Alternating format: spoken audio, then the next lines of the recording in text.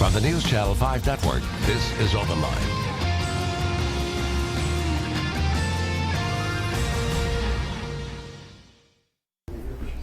Hello everyone, welcome to OpenLine. I am Ben Hall. Very good show tonight. We are talking about a major change to a critical component of Music Row. This is a big tourist attraction, and there's a big change that is about to take place. We want to tell you all about it during the course of the show today. We're talking about the Musica fountains there on Music Row. You remember them. They've been there for a while.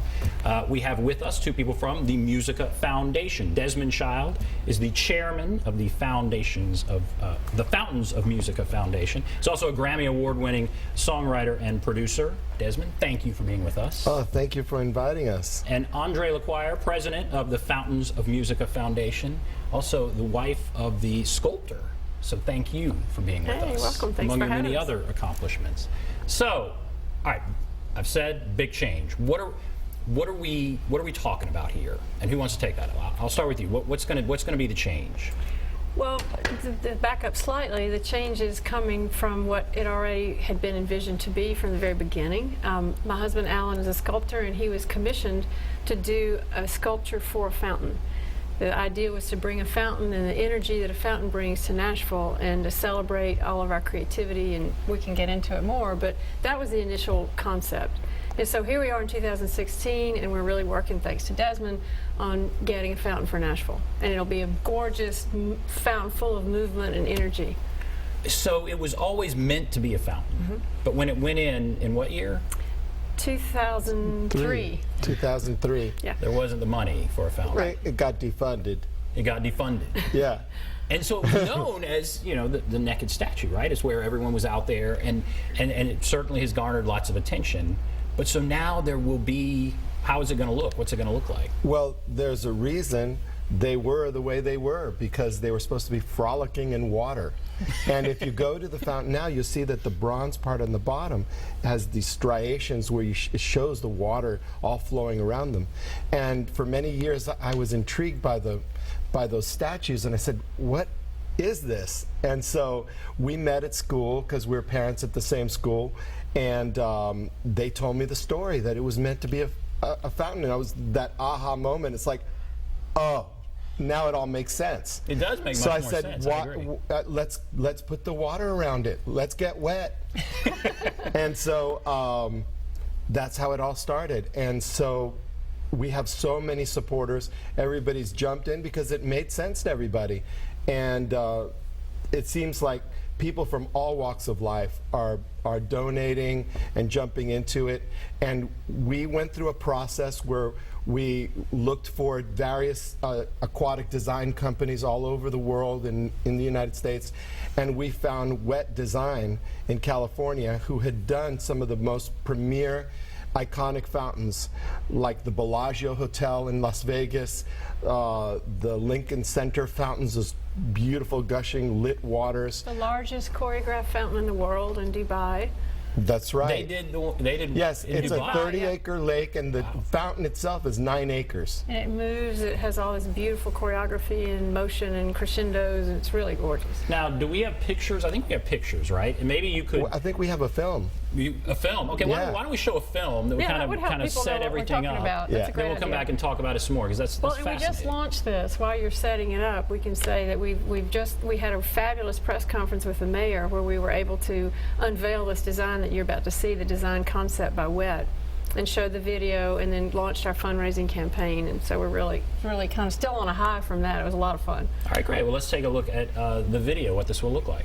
You look around and see what's happened the last 10 years at the roundabout. You consider what's happened in the last 10 years in Nashville. We truly are the it city. And I can think of no better emblem of the creativity and energy of this city than the Musica statue.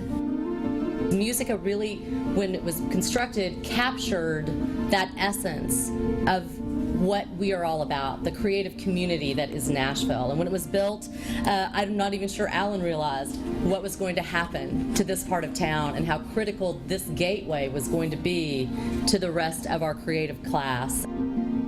We have so much culture here, and Musica is the wellspring of creativity. That's why it just needs those waters coming up there with these gorgeous muses representing all of the arts. When the public and the private folks come together, this is what we can do that's really special.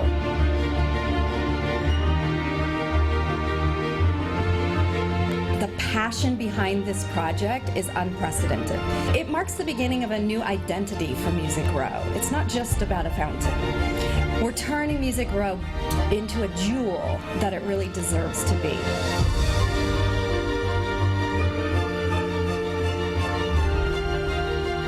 As a nonprofit board, we're seeking community support to build the fountains and create a maintenance fund. Now, with our new website, we have an easy donation process. There's even a click Donate Now button. And donations, big and small, are essential to completing this exciting project.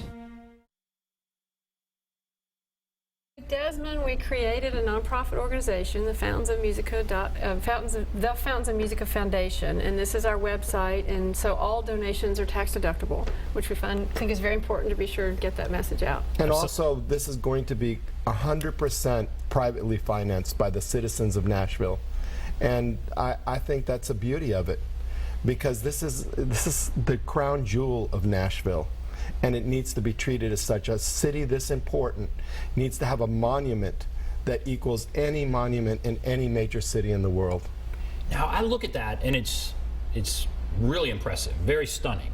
You're looking at the choreographed fountains where the water just shoots up at different times. You said it can be very dramatic, and then it can kind of go back down, and then the cascading stairs. I mean, this is a large undertaking. It's a big project, yes. What are some of the other, what kind of stands out? What were you looking for when you went to this person who was going to finally make this become what it was always meant to be, a fountain? Well, what did you tell them? Two of the things that we said is we wanted to enhance the existing sculpture. We felt like it was really important to respond to the work of art that's there.